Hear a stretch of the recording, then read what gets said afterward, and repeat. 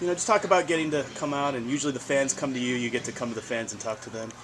Yeah, we have a great relationship with the fans in our state. So anytime we have an opportunity to, in a time of year when things are more relaxed than they're going to be in the fall, to rub elbows and to share stories, it's always a good time. Of course, obviously, you had a little time in the spring to get back into it with your new squad, but just talk about the adjustments and you know kind of getting back in the swing of things with this team. Yeah, the team is. The team's got a chip on its shoulder still. That's what I like to see. This is a team there's a lot of pride in terms of what they accomplished a year ago, but at the same time, a little bit of a bad taste in our mouth in terms of how it finished, and the guys aren't satisfied, and they're working really hard to make sure that it ends up with a different outcome this year. What do you see being the biggest difference between last year's defense and what you're going to implement for? Well, there'll be things that'll be hard for the fan to tell necessarily. Certainly, from a roster standpoint, the depth of last year's team would stand out as being a different. They were such an experience level on the second string that we don't have this year. At the same time, we feel good about the guys that we do bring back, and now it's up to them to take that natural step up to being the guy on the roster.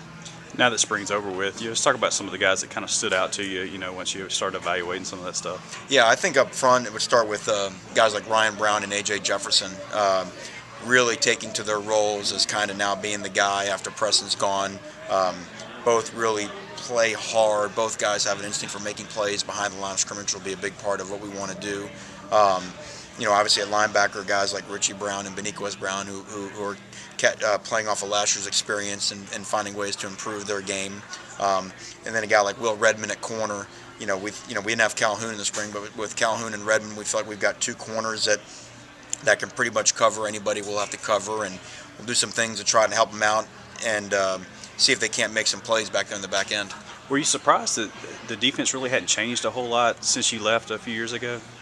Well, no, because there had been some good things going on, and obviously the success that they've had since I've been gone has been a testament, one, to the players that have come through, second, to the strength program, which is here to me is second to none, and then third, there's been some really good coaches here, and still are some really good coaches. So I look at it more as I'm proud to be the one that has to look after it. It's not broken, and we're just always looking to find ways to make it better. And where we can maybe make that difference. And, it's going to be a very tight year in the SEC West. I think that's obvious to everybody. And a play here and a play here might make the difference. Some things that have changed, obviously, is the facility standpoint. Talk about how much things have changed in Starkville and on campus since you were here in 2010. You can see it all over the state. There's a different buzz. There's a different vibe. You can see the development in Starkville. Certainly on campus, the new building that we have, the way the stadium is now, everything's in a first-class manner. And I think that's where everybody can see that we are building this thing, and it's all about maximizing the potential of the state of Mississippi. This has been a power that's been there.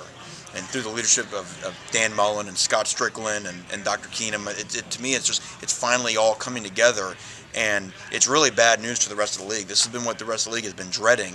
All of a sudden, Mississippi State flexing its muscles, and there's still more to come.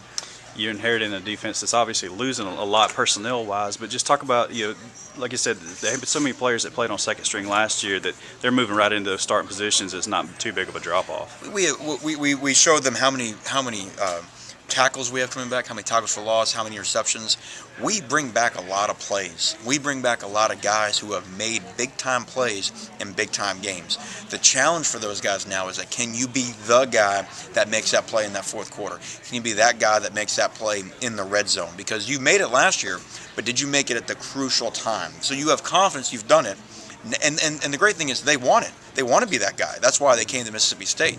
So it's not something that they back away from. And in fact, I think that's why they have a little bit of a chip on their shoulder, because they feel odd how they're being doubted, their ability to do something that they've already done. You led the nation last year at Louisiana Tech in turnovers. How do you bring that to Mississippi State and increase the number of turnovers there? Yeah, well, we feel like we have to, especially this year. To win in our league, you're going to have to turn the ball over, and it's always going to start with stopping the run.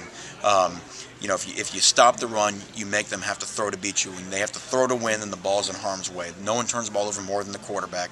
There's a bunch of things you can do to get after the quarterback to make him to make mistakes. But if you can't stop the run, then you have no choice. You have no chance of doing that. So our run defense will be the first thing that we'll pride ourselves on. We feel like anything from that point on, that's where the turnovers start to come.